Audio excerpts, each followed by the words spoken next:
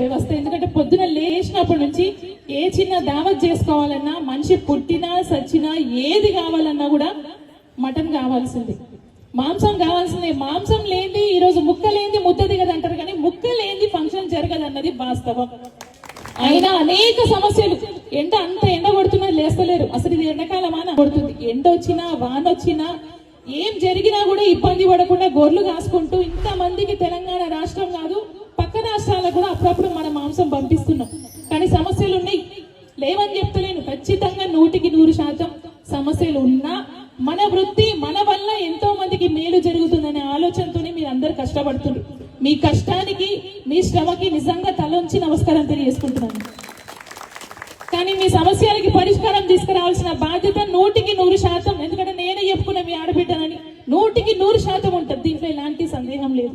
వ్యవహారాలు అన్ని కూడా తెలిసిన వ్యక్తిగా ఈరోజు నాకు ఈ గౌరవం రావడం ఒక ఎత్తు అయితే, దాన్ని నిరూపించుకొని మా కులస్తులకి మా సోదరులకి ఏదో ఒకటి చేయాలని ఒక తపన, దానికి తోడుగా మా సంఘ పెద్దలందరూ కూడా అనేక విషయాలు, అంటే నాకు తెలిసిన విషయాలు కావచ్చు, తెలియని విషయాలు కావచ్చు, చాలా సమస్యలు కూడా నా ముందు పెట్టిండ్రు.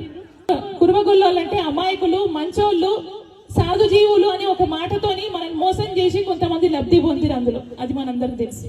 మరి అలాంటి మోసం మళ్ళీ జరగకుండా ఖచ్చితంగా మా వాళ్ళకి న్యాయం జరగాలి అన్న ఆలోచనతోని, మరి ఎలాంటి నమ్మకంతో రేవంత్ అన్న నాకు ఇచ్చిండో ఈ అవకాశం నాకు తెలియదు, కానీ నాకు ఇందులో అనుభవం లేదు, ఏం లేకపోయినా ఇచ్చిందంటే కేవలం నేను చేయగలను నమ్మకంతో ఇచ్చిండు.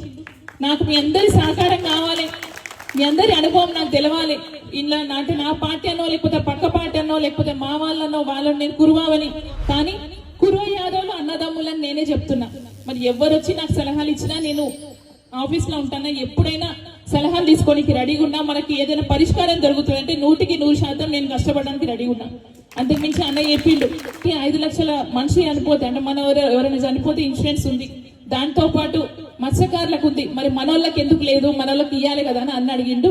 ఈ విషయం అన్న నీకన్నా ముందు నేను మా అన్న రేవంత్ అన్నని అడిగినన్నా, ఖచ్చితంగా 100% వెంటనే అనౌన్స్ చేద్దాం, దాంట్లో ఎలాంటి ఇబ్బంది లేదని చెప్పారు. మీకు ఈ రోజు సందర్భం కాబట్టి చెప్తున్నా, యాక్చువల్ గా అఫీషియల్ గా అనౌన్స్ అవ్వాలి, అంతకుముందే మా వాళ్ళు కాబట్టి మా అన్నదమ్ములు అనుకొని చెప్పినాను. అది ఎత్తి చేస్తారు, దాంట్లో ఎలాంటి ఇబ్బంది లేదు. కానీ ఒక్కసారి ఆలోచన చేయండి అన్న, గొర్రెలు కాసుకునేటప్పుడు అనేక ఇబ్బందులు, అంటే దాడులు జరుగుతున్నాయి మన మీద. ఏడుకన్నా పోయి గొర్రెలు అమ్ముకుందామంటే కూడా మనం కొట్టి మరి మన గొర్రెలు ఎత్తుకునే పరిస్థితి ఉంది. చూసింటారు మొన్న బక్రీద్ రోజు పాడి షరీఫ్ దగ్గర ఇక్కడ వచ్చి మన వాళ్ళు అంతమంది గొర్రెలు అమ్ముకుంటుంటే వాళ్ళ మీద దాడులు చేసి మాకు ఇంత డబ్బులు ఇస్తారా లేదని డిమాండ్ చేసి మరి మన దగ్గర డబ్బులు గుంజుకుంటారు. ఇక అంత దూరం నుంచి బండ్లు వేసుకొని వచ్చినాక ఎంతకో ఇంత అమ్ముకొని పోదామనే భావంతో మనం కూడా అమ్మిపోతున్నాం.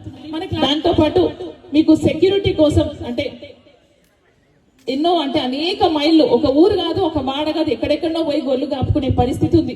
ఎక్కడ చూడు ఈ రియల్ ఎస్టేట్ వ్యవస్థ వచ్చిన తర్వాత మన గొర్రెలు కాపుకోవడానికి అవకాశం లేదు. ఎవరైనా పొరపాటున ఒకరి పొలాల పోయినా కొన్నిసార్లు కొట్టి మన మీద దాడులు చేసిన పరిస్థితులు కూడా ఉన్నాయి.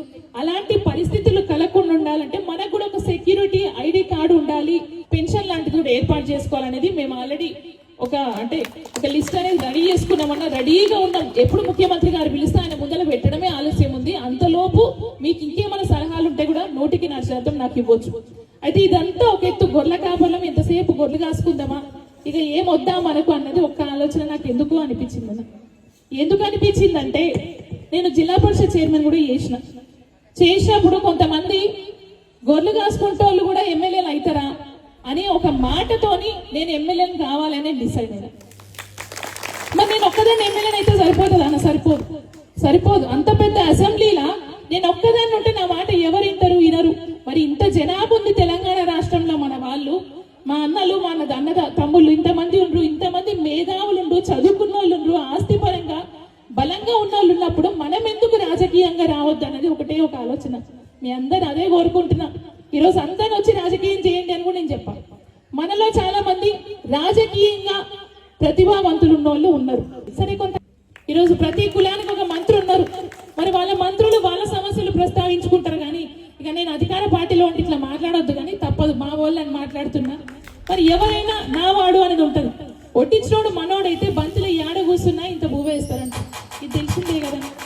మరి రాజకీయ పరంగా కూడా కేబినెట్ లో కావచ్చు, రేపు వద్దున అసెంబ్లీలో కావచ్చు, మనోళ్ళు ఉంటే మనకంటూ ఒక స్థానం ఏర్పడుతుంది. అదే ఆలోచనతోని నేను ఒక్కదాని ఉంటే సరిపోదు, నాతో పాటు ఇంకో 10 మంది నా ఎంట మా అన్నలు వస్తే నాకు బలం పెరుగుతుంది, మన కులానికి బలం పెరుగుతుంది, రాబోయే కాలంలో మన కులానికి న్యాయం జరుగుతుంది అనే ఆలోచనతో నేను ముందుకెళ్తున్నా.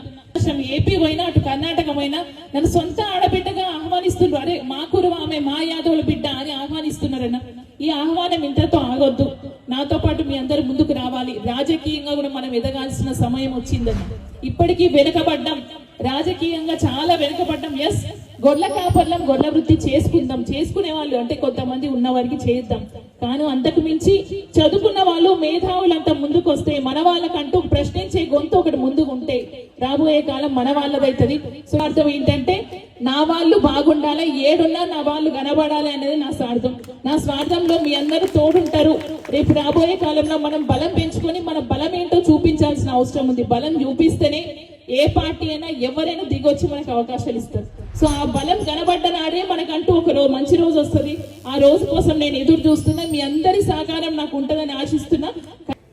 ఈ రోజు నుంచి మనం ఒక గొర్రెల కాపర్లమే కాదు, రాజకీయం కూడా మనం ఎదుగుతున్నామనే ఆలోచనతో ముందుకెళ్లాలని మనస్ఫూర్తిగా కోరుకుంటూ మీ అందరికీ ధన్యవాదాలు తెలియజేసుకుంటున్నాను.